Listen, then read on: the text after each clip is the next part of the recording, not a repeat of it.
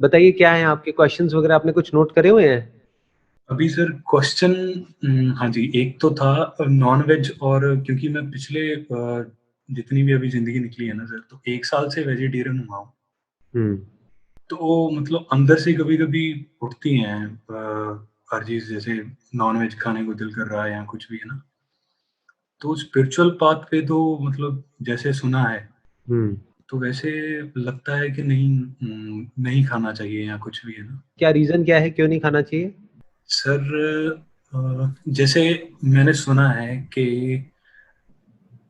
कोई जानवर जब मरता है, जब उसको मारते हैं हम, हाँ, हाँ। ठीक है, तो उसके अंदर जैसे हमारे सेल्स होते हैं, हुँ। ठीक है, जिस टाइम पे वो मरता है, जो तड़प उसके अंदर होती है, मतलब तड़प रहा होता है, तो वह सारी चीजें आप भी कंज्यूम करने वाले हो हुँ। इनडायरेक्टली।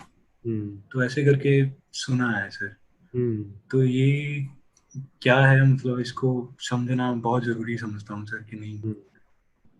देखो बेसिकली जो आप ये नॉन वेजिटेरियन वाली बात कर रहे हो ना, इसमें ज़्यादातर हम यही गलती करते हैं। We are always self centric. हम अपने स्टैंड पॉइंट से देख रहे हैं कि इसमें हमें क्या फ़ायदा है और हमें क्या नुकसान है। क्योंकि हमें ये डर लग रहा है कि जिस वक़्त जानवर मर रहा है, क्योंकि कहीं से हमने बात सुनी कि जिस वक़्त वो मर रहा है तो उसके अंदर कुछ ऐसे इमोशंस हैं, कुछ ऐसी फीलिंग्स हैं जो उसके अंदर स्टोर्ड हो गई है। अब हम खाएँगे तो वो हमारे अंदर आ जाएगा। तो अब अगर हमारे अंदर आ जाएगा तो क्या होगा? हमारे अंदर भी नेगेटिव फीलिंग, नेगेटिव इमोशंस आ जाएँगे। तो out of fear we are not eating it. मतलब हम डर की वजह से नहीं खा रहे हैं, हम अपनी वजह से नहीं खा रहे हैं। अभी भी ये नहीं आया कि हम उसकी वजह से नहीं खा रहे हैं। इसकी वजह से। हाँ जी sir. Spirituality is all about thinking about the other as yourself, not theoretically but actually. दोनों में फ़र्क देख पा रहे हो?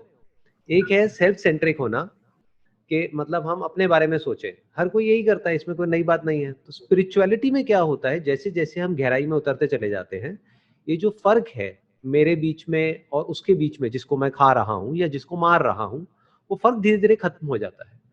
तो मैं क्यों किसी को दर्द दूँ? मैं क्यों किसी को मारूँ? मुझे क्या हक है किसी को मारने का? अगर इस तरह से सोच करके आप नहीं खा रहे हो तो ठीक है। जी बट सर। अगर हम अपना सोच करके नहीं खा रहे हैं आउट ऑफ फियर कि अगर मैंने खाया तो कहीं ये ना हो जाए, कहीं वो ना हो जाए, उसका कोई फ़ायदा नहीं है। तब तो अगर खाते भी रहो तो कोई फ़र्क नहीं पड़ता। जी sir. You got it no? मतलब बिल्कुल अंदर सर। से एक कंपैशन वाली फीलिंग आनी चाहिए। कंपैशन का मतलब क्या होता है कि उसके दर्द को आप फ़ील कर सको। अपने आप को उसकी जगह पे रख करके देख सको और आप कहो कि यार मैं क्यों किसी को मारूं, क्योंकि आप डायरेक्टली तो नहीं मार रहे, बट अगर आप खा रहे हो तो इनडायरेक्टली तो आप मार ही रहे हो ना। मारे रहो, बिल्कुल हाँ, सर। तो बिल्कुल। अंदर से ये आना चाहिए कि मैं क्यों किसी को मारूं। So that is out of compassion. अगर मेरा उसको बिना मारे भी काम चल सकता है तो मैं क्यों ना काम चला लूं। समझ गए? अगर मान लो जंगल में हो और बिना किसी को मारे काम चल ही नहीं सकता, तब तो खुद जिंदा रहने के लिए किसी ना किसी को मारना ही पड़ेगा। बट अपने टेस्ट के लिए मैं किसी को क्यों मारूं? क्या मैं अपने टेस्ट को बदल नहीं सकता हूँ? अगर मैं अपने आप को उसकी जगह पे रख दूं और कोई और मुझे अपने टेस्ट के लिए मारे, तो कैसा लगेगा? बुरा लगेगा ना। ऐसा नहीं होना चाहिए ना। आप कहोगे ना गलत हो रहा है, तो जो आपको अपने ऊपर गलत लग रहा है वही उसके लिए भी गलत है। तो इस एंगल से अगर आप सोचते हो और फिर अगर नहीं खाते हो, फिर अंदर से आता है कि यार नहीं, मेरे से किसी की हत्या नहीं होगी, मैं किसी को नहीं मार सकता, मैं किसी को दर्द नहीं दे सकता, तब तो ठीक है। बट अगर अपने बारे में सोच करके नहीं खा रहे हो, तो ये स्पिरिचुअलिटी में ऊपर नहीं उठ रहे हो और नीचे गिर रहे हो। Spirituality means to be free from all kind of fear. अंदर डर नहीं होना चाहिए। मतलब उसको मारने का डर नहीं होना चाहिए कि अगर मैंने उसको मार दिया तो ये हो जाएगा, वो हो जाएगा। बट आउट ऑफ कंपैशन कि उसने कुछ गलत तो किया नहीं है मेरे साथ में, या तो कोई हो जो एक्चुअल में आपको मारने के लिए आ रहा है और आप अपने सेल्फ डिफेंस में उसको मार रहे हो, देन इट इज ओके। तब तो करना ही पड़ेगा, है ना। बट अब मुझे कोई जरूरत तो है नहीं उसको मारने की, तो मैं क्यों मारूं? So out of compassion you are saying कि नहीं यार मैं नहीं मारूंगा। तो इस तरह से अगर आप सोचते हो तो धीरे धीरे क्या होगा, वो डिजायर परमानेंटली निकल जाएगा।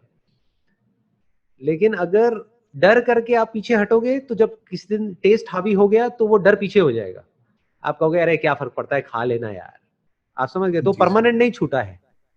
जी सर। बिल्कुल। परमानेंट अगर हमको छोड़ना है, that is only out of compassion. अब माइंड ने दूसरा रास्ता क्या चुना, नॉनवेज चलो छोड़ दिया, अब एग्स जो हैं, हाँ, हाँ। ठीक है, वहां पे चला गया, नहीं यार ये नहीं, तो ये सही, राइट। ठीक है, क्योंकि पहले मतलब सर जिमिंग बहुत करी है मैंने ना पहले, आज से 10 साल, अभी भी करता हूँ, चलो जो भी है। लेकिन क्या है कि प्रोटीन वगैरह डाइट को लेके काफी कुछ पढ़ा उस टाइम पे, सुना, तो बस ये अभी एग्स पे हूँ सर मैं। Eggs are comparatively better. Eggs जो है वो कंपैरेटिवली बेटर है, क्योंकि आप किसी को अभी लाइफ पूरी तरह से मैनिफेस्ट नहीं हुई है, जो पूरा जो न्यूरोलॉजिकल सिस्टम है वो पूरी तरह से डेवलप नहीं हुआ है, तो जो पेन की जो सेंसेशंस है, उसके जो रिसेप्टर्स होते हैं बॉडी में, वो पूरी तरह से डेवलप नहीं हुए हैं, तो बहुत ही माइनर लेवल पे है। तो eggs is comparatively much better than जो आप नॉनवेज खा रहे हो उससे। बट हैविंग सेड दैट, ये हमारे अपने बिलीव्स हैं जो बनाए हुए हैं कि अगर मैं जिम कर रहा हूँ या मैं एक्सरसाइज कर रहा हूँ तो मुझे नॉनवेज खाना ही पड़ेगा, नॉन वेज या खाने पड़ेगा। प्रोटीन खाना पड़ेगा, और प्रोटीन सिर्फ अंडे से ही आ सकता है और कहीं से नहीं आ सकता। ये सब गलत बिलीव्स है। अभी एक वीडियो है, आप देखना, डॉक्यूमेंट्री आई देखिए सर, मैंने वो डॉक्यूमेंट्री डॉक्यूमेंट्री आई देखी थी। आपने, द गेम चेंजर्स के हाँ, नाम से। Virat Kohli has now become vegan. मतलब कि वो ना अंडा लेते हैं, ना नॉनवेज लेते हैं, ना मिल्क प्रोडक्ट्स लेते हैं, और उनकी फिटनेस में कोई कमी नहीं है। और मेरे को नहीं लगता कि जितना वो जिम करते हैं, जितनी वो एक्सरसाइज करते हैं, जिस लेवल पे अपने फिटनेस पे काम करते हो, उस लेवल पे आप करते होगे, नहीं सर, राइट? बिल्कुल तो बिल्कुल जब बिल्कुल। वो वीगन हो सकते हैं तो आपको क्या दिक्कत है? बेसिकली 8 इसेंशियल अमीनो एसिड्स होते हैं, वो होना चाहिए एक प्रोटीन में। तो वो कंबाइन करके भी बन सकता है, जरूरी नहीं है कि आठों एक में ही हो। You getting where I am coming from? जैसे इंडिया में खिचड़ी बहुत चलती है, तो खिचड़ी क्यों चलती है? क्योंकि कुछ ऐसे अमीनो एसिड्स हैं जो चावल में है लेकिन दाल में नहीं है, कुछ ऐसे हैं जो दाल में है और चावल में नहीं है, इन दोनों को मिक्स कर देते हैं तो ये कंप्लीट बन जाता है। सही बात है। सो ऐसा कुछ नहीं है कि अगर हम नॉनवेज खाएंगे तो हमारी एनर्जी ज्यादा होगी।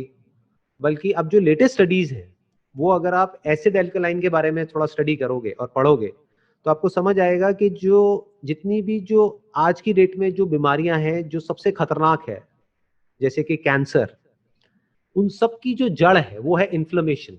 कि हमारी बॉडी के अंदर कहीं ना कहीं इन्फ्लेमेशन हो जाती है।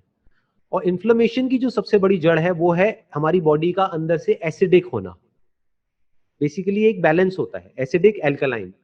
तो जितनी आपकी बॉडी एल्कलाइन की तरफ होगी, उतना ही आपको बीमारियां कम होंगी, उतना ही आप अंदर से अच्छा फील करोगे। और जितना एसिडिक की तरफ होगी, उतना ही आप अंदर से बीमार फील करोगे, और आपको बीमारियां, खतरनाक बीमारियां होने के चांसेस बहुत ज्यादा हैं।